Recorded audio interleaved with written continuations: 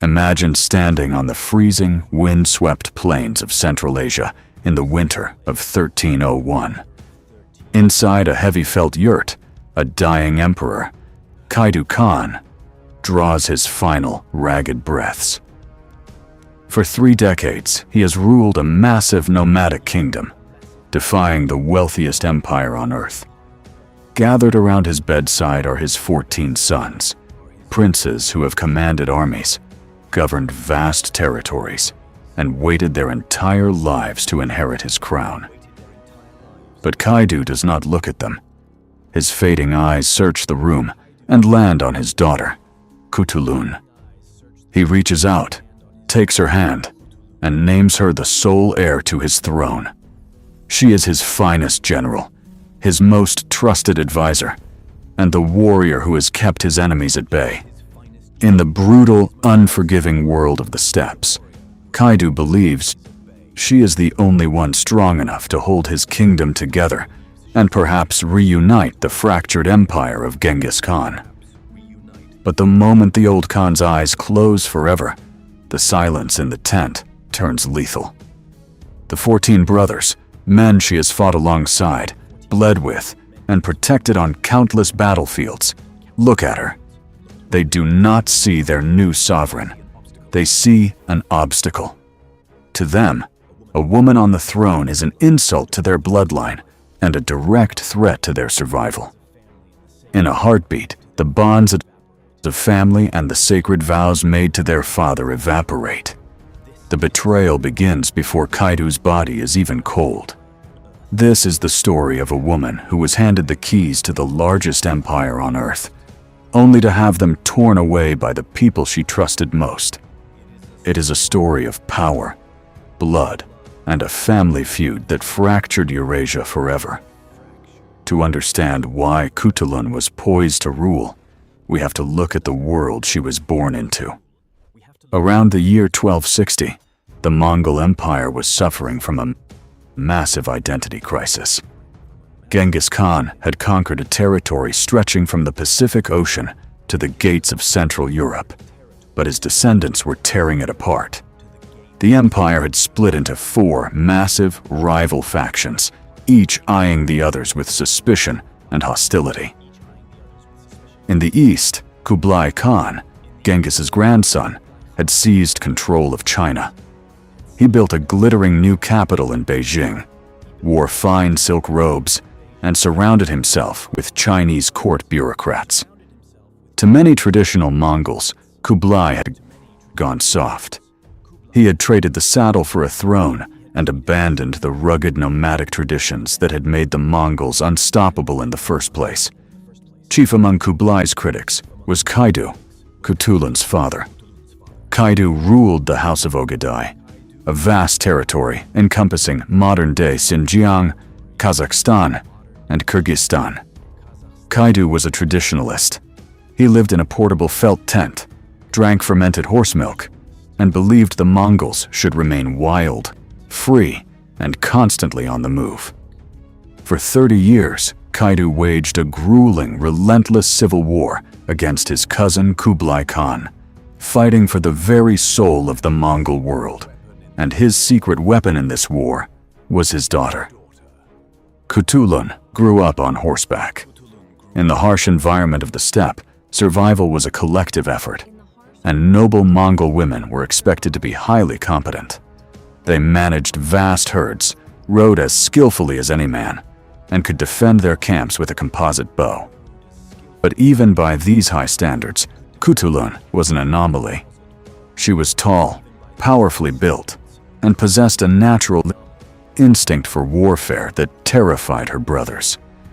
As she grew older, she became her father's constant companion on the battlefield. The Persian historian Rashid al-Din and the Venetian explorer Marco Polo both wrote about her with a sense of genuine awe. Marco Polo described how she would ride alongside her father into the thick of battle. You can almost hear the thunder of 40,000 hooves, smell the sweat and leather, and hear the terrifying whistle of incoming arrows. In the midst of this chaos, Kutulun was a force of nature. She would lock eyes with an enemy officer, charge forward, snatch him off his horse with one hand, and drag him back to the Mongol lines like a hawk carrying off a rabbit. She was not a mascot. She was Kaidu's elite shock cavalry commander. But while her military exploits made her a legend, it was her personal life that captured the world's imagination. As a princess of the imperial bloodline, she was expected to marry a foreign prince to cement a political alliance. In the logic of Mongol power, women were the ultimate diplomatic currency. Kutulun refused. She declared that she would only marry a man who could defeat her in a traditional Mongol wrestling match. If the suitor won, he would get her hand in marriage. If he lost, he had to pay her 100 horses. Picture the scene at a great royal assembly. A massive bonfire crackles in the center of the camp, casting long shadows across thousands of onlookers. A foreign prince, muscle-bound and confident, steps onto the packed earth, glistening with animal fat to prevent his opponent from getting a grip. He expects an easy victory, perhaps a submissive bride. Then Kutulun steps forward, her hair braided, her gaze unwavering. Mongol wrestling was a brutal, full-contact sport with no weight classes and no time limits. It was a test of raw power, leverage, and endurance. One by one, they stepped onto the earth, and one by one, Kutulun threw them into the dust. Some suitors were so confident they wagered 1,000 horses instead of 100. It made no difference. Kutulun remained undefeated, eventually accumulating a personal herd of over 10,000 horses. This was more than just a symbol of her physical dominance. It was a massive fortune. In nomadic society, horses were currency, mobility, and military power. By building her own herd, Kutulun secured her financial independence and established her own private force of loyal riders. She had bypassed the traditional marriage market entirely, refusing to be a pawn in anyone else's game. Yet this independence came with a dark cost. Her brothers and rival nobles grew increasingly bitter. They watched her power grow, watched her command troops, and watched her give political advice to their father that carried more weight than their own. Whispers began to circulate through the camp. Accusations of an incestuous relationship between Kaidu and his favorite daughter were weaponized by her rivals to damage her reputation. To silence the rumors and protect her father's political standing, Kutulun eventually agreed to marry. But she did it on her own terms, choosing a handsome soldier from her father's loyal followers without a single wrestling match. She had protected her family's honor, but the resentment among her 14 brothers did not fade. It only simmered beneath the surface, waiting for a moment of weakness. That moment arrived in the freezing winter of 1301, after a massive, bloody battle against Kublai Khan's successor near the Altai Mountains. Kaidu was severely wounded. Realizing his time was short, the old Khan gathered his strength to make his final decree. He bypassed all 14 of his sons. He looked past the older, experienced princes who had spent their lives seeking his approval. Instead, he chose the daughter who had saved his life on the battlefield, the one who shared his vision for a pure, unyielding Mongol state. He named Kutulun the next ruler of the House of Ogadei. As Kaidu's breathing slowed and finally stopped, the heavy felt flap of the tent rustled in the freezing wind. Kutulun stood in the center of the room, surrounded by her brothers. The grief in the air was instantly replaced by a cold, calculating tension. The brothers exchanged silent looks. The trusted family ally and neighboring ruler, Dua, was already sending riders into the night with secret messages. The crown was hers, but to wear it, she would have to survive her own blood. As the funeral fires for Kaidu Khan burned down to cold ash, the reality of her isolation set in. The Mongol steppe had always been a meritocracy of the sword, but it was also a deeply patriarchal world. while noblewomen like Kutulun wielded immense influence, managed massive nomadic economies, and even led armies. The ultimate title of Khan was historically reserved for men. Her 14 brothers knew this. They weaponized the ancient traditions of the steppe, arguing that a female ruler was an affront to their ancestors and would invite weakness and ruin upon the house of Ogadai. But Kutulun was not naive. She understood the political chessboard. She knew that attempting to seize the throne directly would spark an immediate, bloody civil war that would tear her father's life's work apart.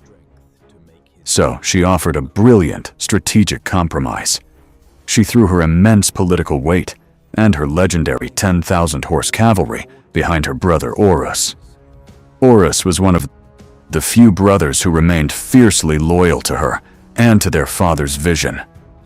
Under her plan, Orus would wear the crown as nominal Khan, but Kutulun would remain the true power behind the throne. She would manage the state's internal affairs and, crucially, retain supreme command of the military. For the traditionalists of the steppe, this was a highly functional solution. It kept a male figurehead on the throne while keeping the most capable general in the realm at the head of the army. But her eldest half-brother, Chapar, saw this as an insult. Chapar was Kaidu's firstborn, though his mother was a concubine rather than a royal consort. He believed the throne belonged to him by right of birth, regardless of his lack of military genius or his father's final wishes. Chapar knew he could not defeat Kutulun and Orus on his own. His sister was too popular with the warriors, and her private army was too formidable. To bypass his father's chosen heirs, Chapar needed a powerful ally outside the family. He found that ally in Dua Khan. Dua was the ruler of the neighboring Chagatai Khanate, a massive territory that had long been allied with Kaidu in the war against China's Yuan dynasty. For decades, Dua and Kaidu had fought side by side as equals. Dua was a brilliant, calculating politician who had supported Kaidu because it was in his interest to have a strong shield against the east. But with Kaidu gone, Dua's priorities shifted. He did not want a strong, united house of Ogadai led by a military mastermind like Kutulun. He wanted a weak, compliant neighbor that he could easily dominate. Dua looked at the sibling rivalry and saw his opportunity. He bypassed Kutulun and Orus, publicly backing Chapar for the throne. It was a masterclass in political manipulation. By crowning Chapar, Dua appeared to be respecting traditional male primogeniture. In reality, he was installing a weak, pliable puppet who would be entirely dependent on his military support to stay in power. The betrayal cut deep. The very man who had sworn oaths of eternal brotherhood to her father was now actively dismantling his legacy. With Dua's backing, Chapar was declared Khan. Kutulun and Orus were effectively frozen out of the capital, but they refused to bow to the usurper. Realizing they were outnumbered in the halls of power, Kutulun and Orus withdrew their forces and retreated to the sacred mountain valleys where their ancestors were buried. They took on the solemn, ancient duty of guarding Kaidu's tomb. In Mongol culture, the burial place of a great Khan was a highly classified, spiritually significant site. By physically standing guard over their father's final resting place, Kutulun and Orus were doing far more than mourning. They were making a loud, defiant political statement. They were claiming the spiritual legitimacy of the House of Ogadai, signaling to every nomadic tribe on the steppe that they, and they alone, remained loyal to Kaidu's memory and his vision of a free, unyielding Mongol world.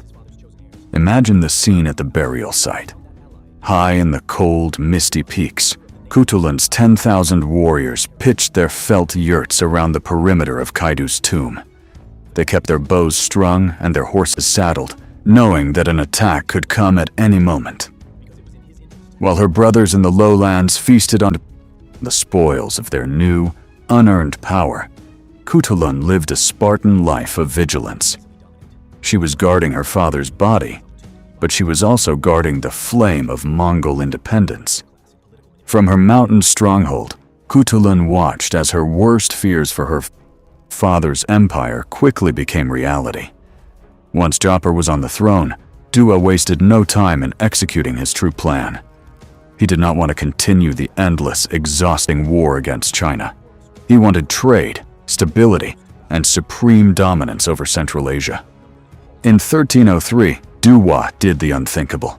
He initiated secret peace negotiations with Timur Khan, the successor to Kublai Khan, and the ruler of the Yuan dynasty. The treaty, finalized in 1304, brought a temporary peace to Eurasia, but it came at a devastating cost to Kaidu's legacy. Japar, desperate to secure his fragile hold on Tumtyoser, agreed to the terms.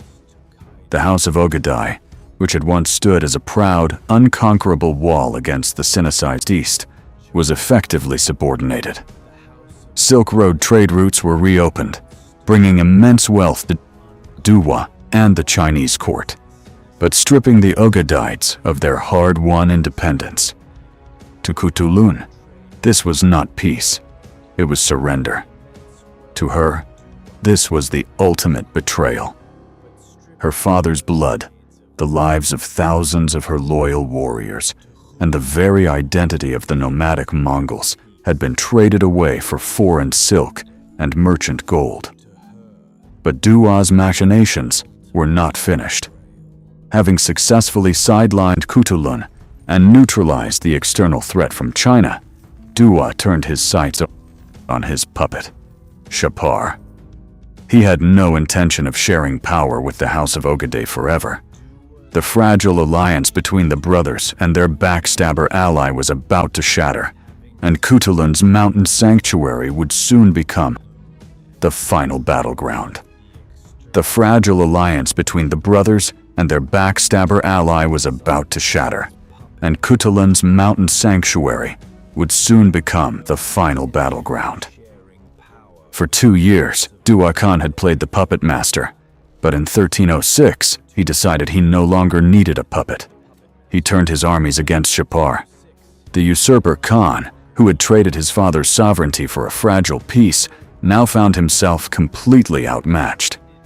Dua's forces swept through the lands of the House of Ogadai, burning camps and scattering the nomadic clans.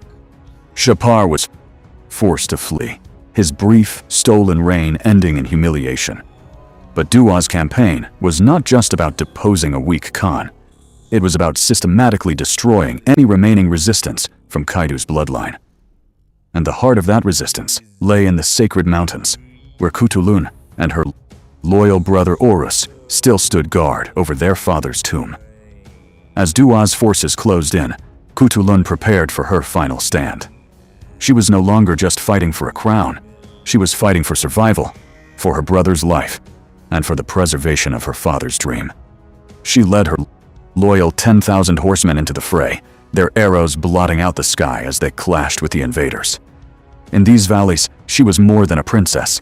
She was the last true general of the traditional steppe. But raw courage and brilliant tactics could not overcome the sheer weight of betrayal. The details of her final moments remain shrouded in mystery. Some Persian chronicles suggest she fell in battle, surrounded by the enemy, her sword still in hand. Others record a far more sinister end, that she was captured and assassinated in the dark of night by Dua's agents, who feared her legendary status too much to let her live. What we do know is that by the end of 1306, at the age of 46, the great wrestling princess of the Mongols was dead. With her passing, the last obstacle to Dua's total dominance was removed. Her brother Orus was defeated, and her own husband and sons were reportedly hunted down and drowned by Dua's relatives. The House of Ogadai, once a proud, unconquerable wall that had successfully resisted the entire might of Kublai Khan's China, was completely dismantled. Its territories were carved up, split between the Chagatai Khanate and the Yuan dynasty. The dream of a sovereign, traditionalist Mongol heartland died with Kutulun. Had her 14 brothers honored their father's dying wish, the history of Eurasia might have looked entirely different. With Kutulun's military genius, her administrative brilliance, and her unwavering commitment to the traditional Mongol lifestyle, she could have preserved the core of the empire. She might have reunited the fractured khanates under a single, powerful nomadic banner, changing the trajectory of global trade, warfare, and politics for centuries. Instead, her story was largely lost to the West, transformed over the centuries into a fairy tale. A French historian in the 18th century took her legend and turned it into a story of a cold, cruel princess who executed her suitors, a tale that eventually inspired Giacomo Puccini's famous opera, Turandot. The real, fierce military commander who fought for her father's empire was reduced to a theatrical stereotype. Yet, on the steppes of Mongolia, her true legacy lives on. Every year, during the traditional Nadam festival, male wrestlers wear a special vest called a zodog. It has long sleeves, but is completely open at the chest. At the end of every match, the victor spreads his arms wide, turning to the crowd in a slow, bird-like victory dance. This tradition, it is said, was born after Kutulun's time, designed to ensure that no woman would ever enter the tournament and defeat the men again. It is a silent, enduring tribute to a warrior who was simply too powerful to be beaten. Her story is a reminder that power is rarely given. It must be taken. And sometimes, the greatest threats to our legacy are not the enemies on the horizon, but the family standing right beside us. If you want to discover more hidden stories of powerful figures who shaped our world, make sure to hit that subscribe button, leave a comment with your thoughts on Kutulun's legendary life, and like this video. Your support helps us bring these forgotten histories back to light.